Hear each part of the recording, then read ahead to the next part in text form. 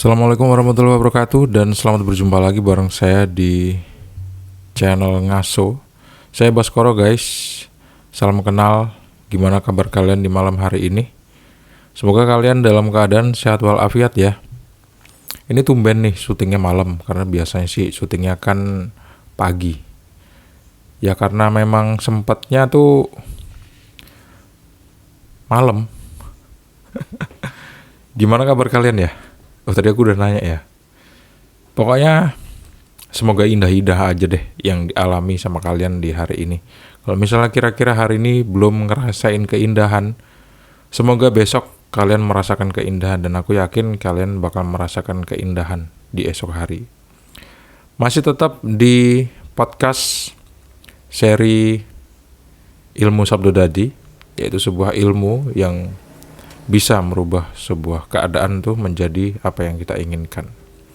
Yang bakal kita bahas di malam hari ini adalah yang simpel-simpel aja.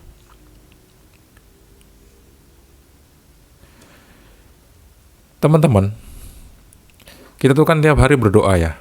Berdoa kita mengucapkan sesuatu yang isinya adalah permintaan kepada Allah Subhanahu wa taala, Tuhan yang Maha Esa. Isi dari doa itu ya mayoritas sih permintaan. Kalau misalnya kita mau telisik lebih dalam lagi, permintaan atau meminta berarti kan di situ ada muatan kekurangan.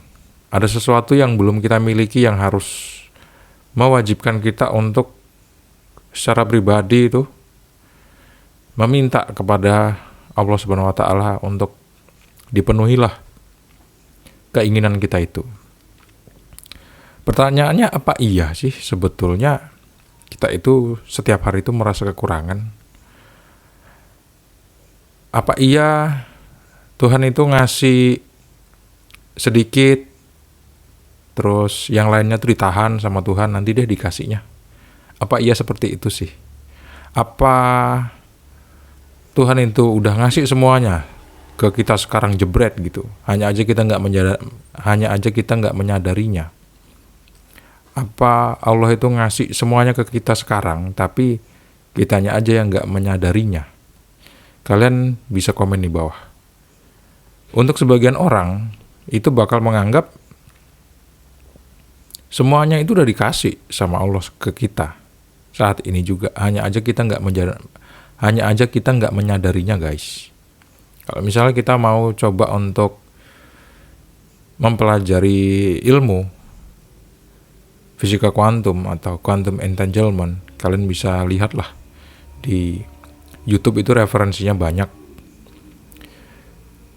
Bahwa cahaya itu kalau misalnya kita awasi, dia akan berubah menjadi partikel guys. Kalau misalnya nggak kita awasi, dia bakal menjadi gelombang. Jadi itulah yang akhirnya jadi dasar kenapa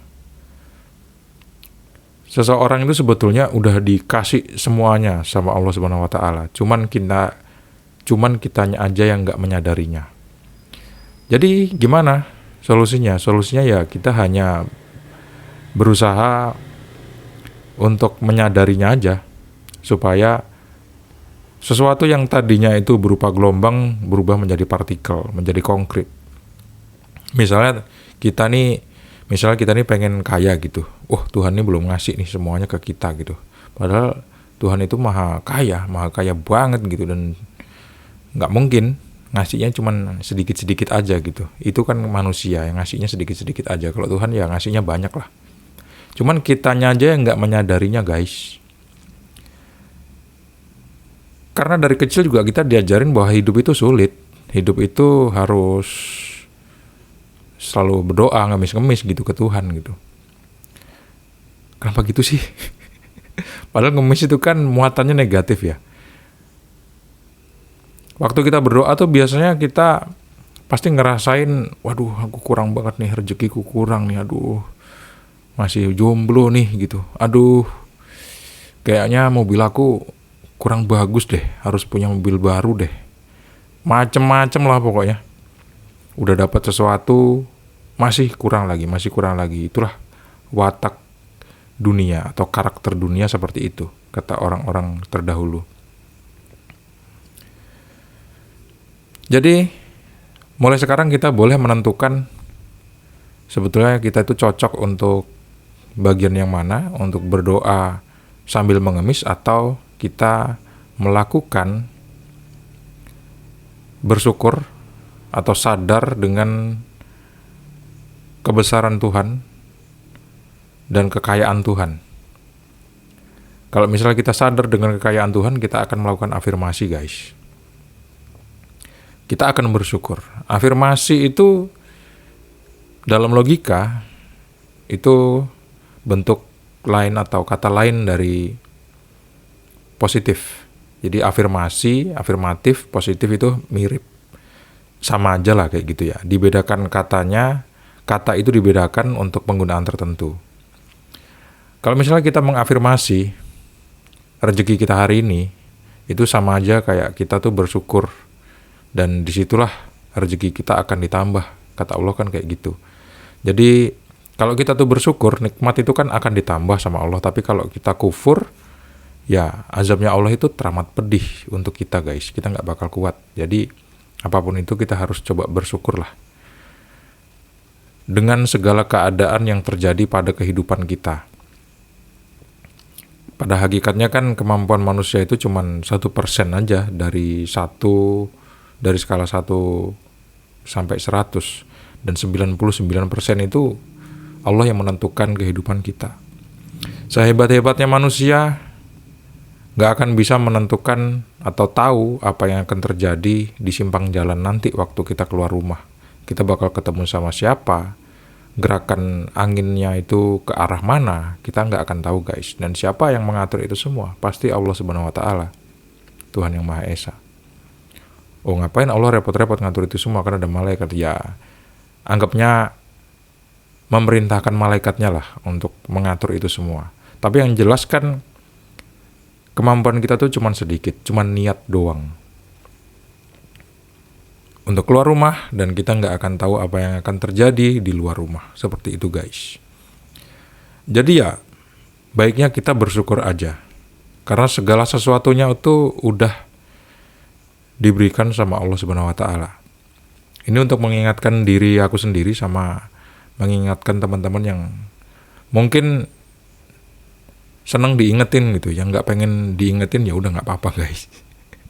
Aku juga bukan orang yang pinter-pinter banget. Bahkan bisa dibilang orang bodoh gitu ya. Jadi dengan kita bisa membedakan kapan kita harus berdoa, seperti apa berdoanya, kita akan lebih enjoy untuk mengucapkan kalimat-kalimat yang akan kita ucapkan sama Tuhan kita, sama Allah Subhanahu Wa Taala. Dan kalau misalnya kita mungkin udah malu, pengen berdoa, pengen minta terus ya, padahal Allah udah ngasih semuanya dan kita jarang bersyukur, terus kita malu, mungkin kita akan mencoba untuk mengambil sikap afirmatif sama segala sesuatu yang terjadi di kehidupan kita. Bersyukur aja, pagi ini enak ya cuacanya, meskipun panas tuh, meskipun hujan, mau pergi ke kantor tapi hujan lebat, ya ucapin aja dalam hati, dalam batin, hujan ini enak ya gitu. 99% orang tuh pasti nganggap segala sesuatu yang di luar kendali kita itu adalah hal yang negatif, guys.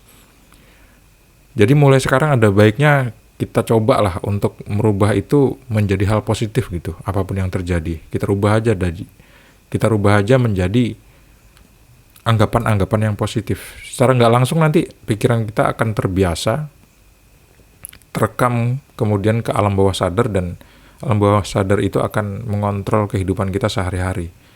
Bahkan menurut ilmuwan, alam bawah sadar itu bisa mengendalikan diri kita itu sampai di atas 80%, guys. Jadi kita responnya gimana sama orang, kita merespon segala sesuatu itu seperti apa, itu nggak perlu kita pikirin gitu. Dia udah default, dan defaultnya itulah alam bawah sadar. Kayak gitu, ibarat kita punya komputer gitu kan, ada program default, ada yang program nggak default. Yang nggak default itu biasanya editing video, itu kan harus kita rubah sedemikian rupa. Kalau misalnya program defaultnya kan ya dia bisa hidup, dia bisa memproses segala sesuatu yang ada di dalam komputer yang tanpa kita ketahui. Seperti itu. Jadi gimana, masih mau milih berdoa sambil mengamis atau mau mengafirmasi aja segala sesuatu yang terjadi di kehidupan kita dengan rasa syukur? Karena percaya nggak percaya kita tuh nggak bisa mengendalikan semua itu guys. Yang bisa mengendalikan itu semua adalah Allah Subhanahu Wa Taala. Dengan takdirnya itu. Seperti yang aku obrolin tadi. Kita mau ketemu siapa di simpang jalan, kita nggak akan tahu. Akan ada kejadian apa di detik kemudian, kita nggak akan tahu. Ada motor yang lewat atau enggak waktu rekaman ini, aku juga nggak akan tahu guys. Dan bahkan aku juga nggak akan tahu kenapa kok kata-kata aku dari tadi itu ada yang terhenti karena salah. Ada jeda sepersekian detik. Itu di luar kendaliku guys. Hanya akan berubah seandainya aku mengafirmasi. Dan bukti konkret dari afirmasi itu adalah kegembiraan. Seperti senyum yang ada di bibir ini. Gitu ya, di raut wajah ini.